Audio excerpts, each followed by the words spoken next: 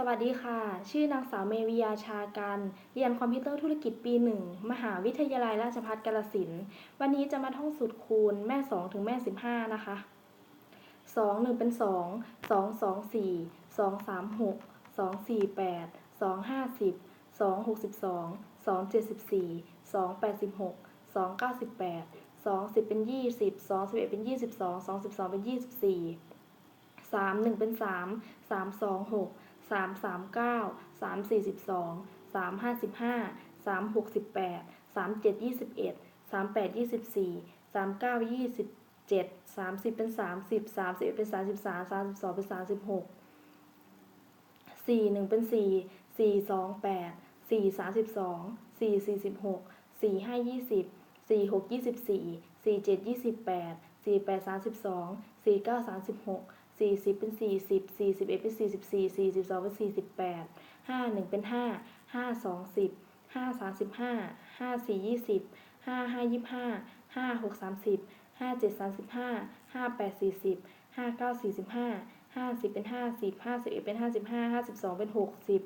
6 1เป็น6 6 2 12 6 38 6 4 24 6 5 30 6 6 36 6 7 42 6 8 48 6 9 54 60เป็น60 61เป็น66 62เป็น72 7 1เป็น7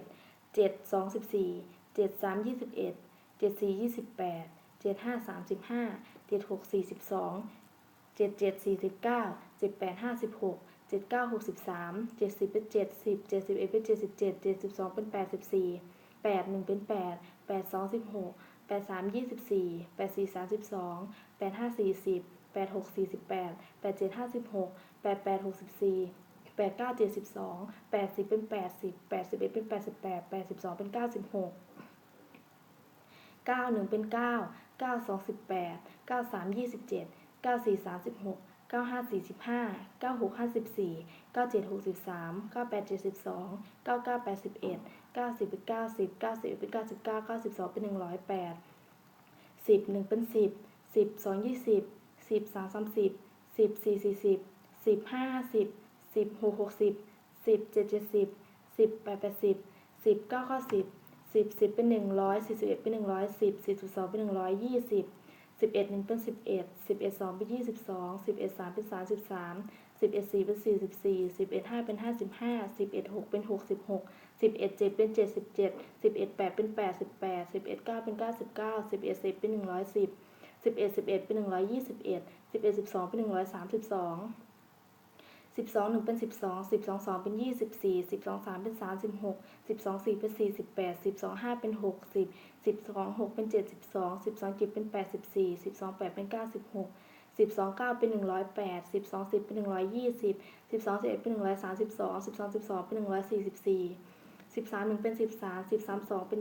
26 13 3เป็น39 13 4เป็น52 13 5เป็น65 13 6เป็น78 13 7เป็น91 13 8เป็น104 13 9เป็น117 13 10เป็น130 13 11เป็น143 13 12เป็น156 14 1เป็น14 14 2เป็น28 14 3เป็น42 14 4เป็น56 14 5เป็น70 14 6เป็น84 14 7เป็น98 14 8เป็น112 14 9เป็น126 14 10เป็น140 14 11เป็น154 14 12เป็น168 15 1เป็น15 15 2เป็น30 15 3เป็น45 15 4เป็น60 15 5เป็น75 15 6เป็น90 15 7เป็น105 15 8เป็น120 15 9เป็น135 15 10เป็น150 15 11เป็น165 15 12เป็น180จบแล้วค่ะ